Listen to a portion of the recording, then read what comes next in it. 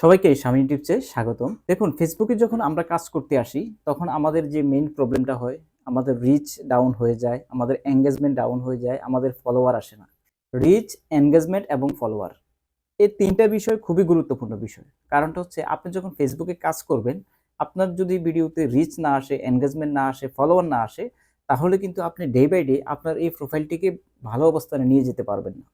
সেজন্য আপনাকে অবশ্যই কিছু সেটিংস করতে হবে ঠিকঠাক মতন এবং কিছু কাজও কিন্তু করতে হবে। এই কাজগুলো এবং সেটিংসগুলো পাশাপাশি রেখে আপনাকে কিন্তু সামনে এগিয়ে যেতে হবে। তাহলে আপনি ফেসবুক পেজটাকে গ্রো করাতে পারবেন, রিচটাকে বাড়াতে পারবেন। অনেকেই কিন্তু ফেসবুকে খুব আশা নিয়ে আসেন কাজ করার জন্য। কিন্তু দেখা গেছে যে ভুল ডিসিশনের কারণে আসলে কিন্তু কাজ করতে পারেন না। তো আমি এই যে আমার Facebook প্রোফাইলটার মধ্যে চলে আসলাম। চলে আসার পর দেখুন, আমি একটা ভিডিওতে আপনাদের দেখাই কেন আমাদের রিচটা ডাউন হয়ে যায়, এনগেজমেন্টটা ডাউন হয়ে যায়। এই যে ভিডিওগুলো দেখতে পাচ্ছেন এখানে আমার এগুলো হচ্ছে আমার ভিডিও। তো এই ভিডিওগুলোর মধ্যে দেখুন, এটা আমি মনে হয় গতকাল দিয়েছি। বেশি প্লে হয় নাই। ৩৫৯ টা প্লে হয়েছে। তো এই ভিডিওটার মধ্যে আমি যাব। যাওয়ার পরে এখানে দেখুন, একটা বিষয় আপনাদেরকে লক্ষ্য রাখতে হবে। সেটা হচ্ছে এই যে দেখুন, এখানে যে এই অডিয়েন্স রিটেনশনটা কিন্তু খুব গুরুত্বপূর্ণ একটা বিষয়। কারণ আপনি যদি আপনার প্রোফাইলের অডিয়েন্স রিটেনশনটা না বুঝেন ভালোভাবে, তাহলে কিন্তু আপনি কখনোই আপনার প্রোফাইলটাকে গ্রো করাতে পারবেন না, আপনার কনটেন্টগুলোকে গ্রো করাতে পারবেন না। অডিয়েন্স রিটেনশন বলতে এটাই বোঝাচ্ছে যে আপনার অডিয়েন্সটা আপনার এই ভিডিওটা কতক্ষণ পর্যন্ত দেখে। ধরুন, আপনি একটা ভিডিও দিয়েছেন ৩ মিনিটের, দেখা গেছে আপনার ভিডিওর এভারেজ ভিউ ডিউরেশন হচ্ছে ৪ সেকেন্ড। তাহলে কিভাবে আপনি আশা করতে পারেন যে আপনার ভিডিওটা অনেক বেশি রিচ হবে, অনেক বেশি ভিউজ পাবেন?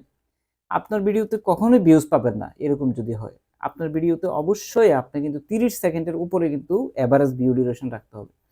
আমি অনেকের প্রোফাইলে দেখেছি যে যাদের ভিডিও ভাইরাল হয় তাদের কিন্তু এই এভারেজ ভিউ ডিউরেশনটা অনেক বেশি থাকে। এভারেজ ভিউ ডিউরেশনটা বেশি হলে ফেসবুক অ্যালগরিদম কাছে একটা পজিটিভ মেসেজ যায় এবং আপনার ভিডিওটাকে বারবার সাজেস্টিং করতে শুরু করে দেয়। তো অডিয়েন্স রিটেনশনটা কিভাবে বাড়াবেন? সেটা বাড়ানোর জন্য আপনাকে কিন্তু একটা দর্শককে অন্তত আপনি ভিডিওটার 50% দেখানোর চেষ্টা করতে হবে। ভিডিও কোয়ালিটি তো অবশ্যই ভালো করতে হবে, সেটা তো ভালো করবেনই। করার পরেও আপনি কিন্তু ভিডিওতে এমন কিছু হিন্টস দিবেন যে লাস্ট পর্যন্ত দেখুন, শেষ পর্যন্ত দেখুন। এরকম একটা আমার কিন্তু টিপস রয়েছে ভিডিও ভাইরাল করার। আপনি ওই ভিডিওটা দেখে নিয়েন। তাও বলতেছি, এরকম কিছু টুইস্ট দিয়ে দেওয়ার চেষ্টা করবেন ভিডিওতে। ৩ মিনিটের ভিডিও, যেটা লং ভিডিও, এই লং ভিডিওতে আপনি ভিউজ পাচ্ছেন না বা লং ভিডিওটা আপনার ভাইরাল হচ্ছে না। এই লং ভিডিওটা রিচ হচ্ছে না। কেন হচ্ছে না? কারণটা হচ্ছে আপনার যে লং ভিডিওটা, সেই লং ভিডিওটা আপনি সবসময় ১০ মিনিটের উপরে রাখার চেষ্টা করবেন। লং ভিডিওটা ৩ থেকে ১০ মিনিট, ঠিক আছে? কিন্তু ১০ মিনিটের উপর রাখার চেষ্টা করবেন। এইজন্য বলছি, ধরুন আপনার একজন প্রিয় শ্রোতা, আপনার একজন আপনাকে পছন্দ করে, ওই শ্রোতা যখন ভিডিওটা দেখবে সে কিন্তু ১০ মিনিটে দেখার চেষ্টা করবে। ভালোভাবে বোঝার চেষ্টা করবে। আপনার প্রতি যদি অভিজ্ঞতা হয়ে যায় যে আপনি এই ১০ মিনিটের ভিডিওয়ে আপনি ১০ রকমের কথা বলবেন এবং গুরুত্বপূর্ণ টপিকস নিয়ে কথা বলবেন। আপনার যদি এমন কোনো প্রিয় শ্রোতা থাকে যে আপনার ভিডিওটা ফুল দেখবে, সে কিন্তু এই ফুল ভিডিওটাই দেখার চেষ্টা করবে। আর যদি এমন কোনো শ্রোতা থাকে যে ভিডিওটা শুধু একটু ১ সেকেন্ড ২ সেকেন্ড দেখে লাইক মেরে চলে যাবে, তখন কি হবে? আপনার ভিডিও এভারেজ ভিউ ডিউরেশনটা কিন্তু ঠিক থাকবে। ওই যে অধিক ভিউজ এবং কম ভিউজ এর কারণে এভারেজ ভিউ ডিউরেশন ঠিক থাকবে। এভাবে ভিডিওটা একটু লং বানানোর চেষ্টা করবেন। তো হ্যালো বন্ধুরা, আপনারা যদি আমার চ্যানেলে একেবারে নতুন হয়ে থাকেন, আমার চ্যানেলটিকে সাবস্ক্রাইব করবেন। আর যদি আপনি সাবস্ক্রাইব করে থাকেন তাহলে আপনাকে অসংখ্য, অসংখ্য ধন্যবাদ। তো চলুন কথা না বাড়িয়ে ভিডিওর পরবর্তী অংশে আমরা যাই। লং বাড়াবেন এইজন্যই, কারণ দেখুন আপনার ভিডিওতে মিড রোল অ্যাড, ফি রোল অ্যাড এবং পোস্ট রোল অ্যাড, এই অ্যাডগুলা কিন্তু সেটিংস হবে। ফেসবুকে কিন্তু সেটিং করে দিবে। সেটিংসগুলো আপনি তখনই ভালোভাবে করতে পারবেন যদি আপনার ভিডিওটা লং হয়।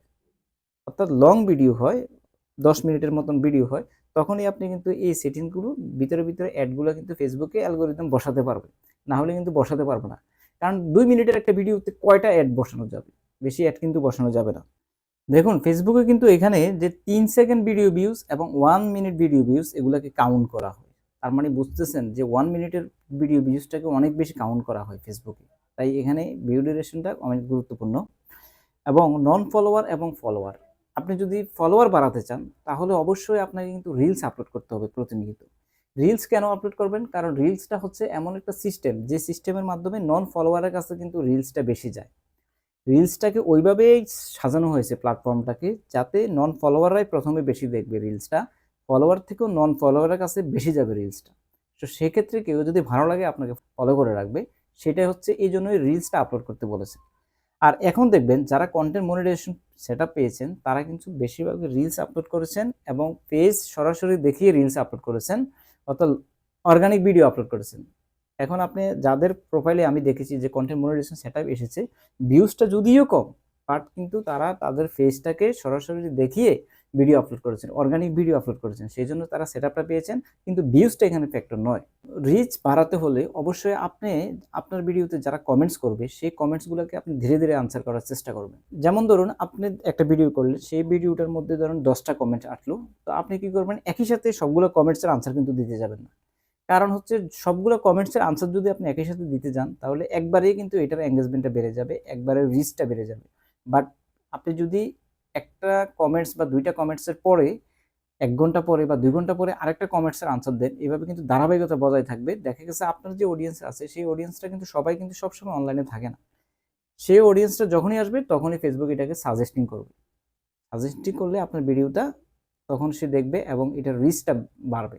প্রোফাইলে কিন্তু আপনাকে লাইভ করতে হবে। কারণটা হচ্ছে লাইভ হচ্ছে একটা ফেসবুকের প্রাণ। লাইভ যদি আপনি করতে পারেন সঠিকভাবে, অর্থাৎ প্রতিদিন না হোক সপ্তাহে 1 দিন বা 2 দিন যদি আপনি লাইভ করেন তাহলে আপনার প্রোফাইলটা ঠিক থাকবে। কারণ প্রোফাইলে তো হতে পারে আপনি অর্গানিক ভিডিও দিয়েছেন, ফেসবুকটা যেহেতু অটোমেটিক সিস্টেমে চলে সেক্ষেত্রে দেখা গেছে আপনি অর্গানিক ভিডিও দেওয়ার পরেও আপনি কথা বলতেছেন, বাহিরের কোনো সাউন্ড এলো, যে সাউন্ডের কারণে আপনার কিন্তু এখানে কপিরাইট আসতে পারে। তো এইভাবে কিন্তু আপনার প্রোফাইলে সমস্যা ক্রিয়েট হতে পারে, যে আপনি বলতে পারেন আমি যে আসলে ভিডিও আপলোড করি অর্গানিক ভিডিও, এখানে কোনো সমস্যা নাই, কিন্তু আপনি যে ভিডিওটা তৈরি করছেন সেই ভিডিওটার সময় তৈরি করার সময় পাশে থেকে যদি কোনো একটা সাউন্ড মিউজিক আসে, সেই মিউজিকটাও কিন্তু কপিরাইট হিসেবে কাউন্ট হতে পারে। তাই সেক্ষেত্রে আপনার এখানে যত সমস্যা আছে প্রোফাইলের, যেহেতু ফেসবুক এখন আপডেট হচ্ছে, মার্ক জাকারবার্গ কিন্তু স্বয়ং বলেছেন যে ফেসবুকটা ছিল আগে অটোমেটিক সিস্টেম, যেই জন্য এখানে ফেসবুকে এত বেশি সমস্যা হইতো। এখন কিন্তু সেটা অটোমেটিক থেকে একটু সরিয়ে এনে সেটা পার্সেন্টেজটা কমিয়ে দেওয়ার চেষ্টা করতেছেন, যাতে মানুষ খুব সহজেই এখানে সাকসেস হতে পারেন। আগের ভিডিওতে আমি একটা কথা বলেছিলাম, অনেকে হয়তো ভিডিওটা দেখেন নাই বা ভালো প্লে হয় নাই। সেই ভিডিওটা হচ্ছে যে আপনার যে প্রোফাইলটা রয়েছে সেই প্রোফাইলে আমি বলেছিলাম যে আপনি এক ধরনের ভিডিও আপলোড করবেন, এক ধরনের ভিডিও আপলোড করবেন, এবং এক ধরনের ভিডিওটা আপলোড করলে সুবিধা হচ্ছে আপনার এখানে একটা নিশ তৈরি হয়। যখন আপনি একটা বিষয়ের উপর অ্যানালাইসিস করবেন, একটা বিষয় নিয়ে সবসময় আপনি ভিডিও আপলোড করার চেষ্টা করবেন, তাহলে দেখা গেছে যে এখানে কিন্তু আপনি আপনার প্রোফাইলটাকে গ্রো করাতে পারবেন। মানুষ কিন্তু এখানে ওই বিষয়টাকে মাথায় রাখবে যে এই কন্টেন্টটা শুধু ওই লোকে আপলোড করে, ইউনিক কন্টেন্ট আপলোড করে, সেজন্য আপনি কিন্তু গ্রো করাতে পারবেন। ভ্যারাইটিস ভিডিও না দিয়ে একটা বিষয়, একটা টপিক নিয়ে আপনি ভিডিও ধারণ করার চেষ্টা করবেন। এই যে প্রোফাইল আইকনটার মধ্যে চলে আসলাম, চলে আসার পর এখানে দেখুন একটা অপশন রয়েছে সেটিংস এন্ড প্রাইভেসি, এটার মধ্যে ক্লিক করবেন। ক্লিক করার পর সেটিংস এটার মধ্যে ক্লিক করবেন। ক্লিক করার পর এখানে কিছু গুরুত্বপূর্ণ সেটিংস রয়েছে, যে সেটিংসগুলো আপনাকে কিন্তু সিলেক্ট করে দিতে হবে। এই মিডিয়াতে আসতে হবে। মিডিয়াতে আসার পর আপনি এখানে কিছু সেটিংস করে দিবেন, যেমন নেভার অটো প্লে ভিডিও, এটাকে অবশ্যই সেটিংসটা করে দিবেন। ভিডিও স্টার্ট উইথ সাউন্ড, এটাকে আপনি ওকে রাখবেন। এবং এখানে অনেকগুলো অপশন রয়েছে, এই অপশনগুলোর মধ্যে যেমন অটোমেটিক ক্লোজ ক্যাপশন, ক্লোজ ক্যাপশনটা আপনি অন করে দেবেন। ক্লোজ ক্যাপশনটা এই জন্যই অন করে দিবেন, কারণটা হচ্ছে যখন আপনি ক্লোজ ক্যাপশন অন করে দিবেন, ক্লোজ ক্যাপশনটা কি, সেটা হচ্ছে একটা সিসি, যেমন আমরা ইউটিউবে ভিডিও আপলোড করি পাশাপাশি স্ক্রল ওঠে, কথা ওঠে, বিভিন্ন দেশ থেকে মানুষ যখন আপনি সিসিটা দিবেন বিভিন্ন ভাষায় কিন্তু এই কথাটাকে কনভার্ট হয়ে যাবে। বিভিন্ন দেশের মানুষ কিন্তু আপনার ভয়েসটা না জানলেও ওই ভাষাটার মাধ্যমে আপনি কি বলতে চাচ্ছেন সেটা কিন্তু জানবে। এইভাবে কিন্তু আপনি ক্লোজ ক্যাপশন অপশনটা অবশ্যই আপনি কিন্তু অন করে দেবেন। তারপর হচ্ছে অলওয়েজ শেয়ার স্টোরিজ, এখানে দেখুন always share videos two stories, এটাকে অবশ্যই অন করে দিবেন। Always share two reels stories, এটাকে অন করে দিবেন। রিডিউস 3D মোশন, এগুলোর দরকার নাই, এই তিনটা জিনিস কিনে আপনি এখানে অন করে দিবেন। অন করে দেওয়ার পর এভাবে কিন্তু আপনি যখন অন করে দিবেন তাহলে আপনি যে কোনো ভিডিও দিবেন সেটা কিন্তু স্টোরেজে শেয়ার হয়ে যাবে। আর আপনার ভিডিও কোনো দর্শক দেখুক বা না দেখুক, কিন্তু স্টোরেজে যখন আসবে তখন কিন্তু সবার চোখের সামনে কিন্তু জিনিসটা আসবে। তো আসার পরে কিন্তু সে দেখবে, অনেক রিলস হোক লং ভিডিও হোক যেটাই হোক না কেন দিয়ে দেবেন। যেমন ধরুন আমি একজন আমার পরিচিত এক ভাইয়ের প্রোফাইলে আসলাম। প্রোফাইলে আসার পর লোগোটা দেওয়া আছে, অর্থাৎ এই লোগোটা হচ্ছে এটা একটা অর্গানিক পিকচার দেওয়া আছে, এবং এখানে যে ব্যানারটা দেওয়া আছে দেখেন ব্যানারটাও কিন্তু অর্গানিক দেওয়া আছে। ব্যানার এবং লোগো এই দুইটা জিনিস অর্গানিক দিবেন।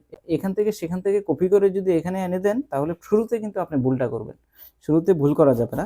এবং আপনাকে এখানে ডেসক্রিপশনটা খুব সুন্দরভাবে কিন্তু লিখতে হবে। এই ডেসক্রিপশনটা যদি লিখতে না পারেন তাহলে কিন্তু হবে না। ডেসক্রিপশনটা এই জন্যই লিখতে হবে কারণ এটা হচ্ছে আপনার একটা আয়না। আপনি যখন আয়নাতে দেখেন আপনার মুখটাই প্রথমে দেখেন, ঠিক এই জিনিসটা হচ্ছে ফেসবুকের একটা আয়না। ফেসবুক টিম যখন আপনার প্রোফাইলটাকে রিভিউ করবে তখন কিন্তু এই জিনিসটাই দেখবে। আর এই জিনিসটা দেখেই তারপরে কিন্তু আপনার প্রোফাইলটাকে ভিতরে ঢুকবে, কন্টেন্ট কি আছে সেটা জাস্টিফাই করার চেষ্টা করবে। এভাবেই কিন্তু আপনি আপনার প্রোফাইলটাকে সাজাতে হবে। অতিরিক্ত পটু থাকলে সেটাকে ডিলিট করে দিবেন। তো বন্ধুরা, এই পর্যন্ত যদি ভিডিওটি দেখে থাকুন তাহলে আপনার কাছে ছোট্ট একটি রিকোয়েস্ট থাকবে, আমার চ্যানেলটিকে বন্ধুরা সাবস্ক্রাইব করে দেবেন। বন্ধুরা ভালো থাকুন, সুস্থ থাকুন, দেখা হবে নেক্সট কোনো ভিডিওতে। আল্লাহ হাফেজ।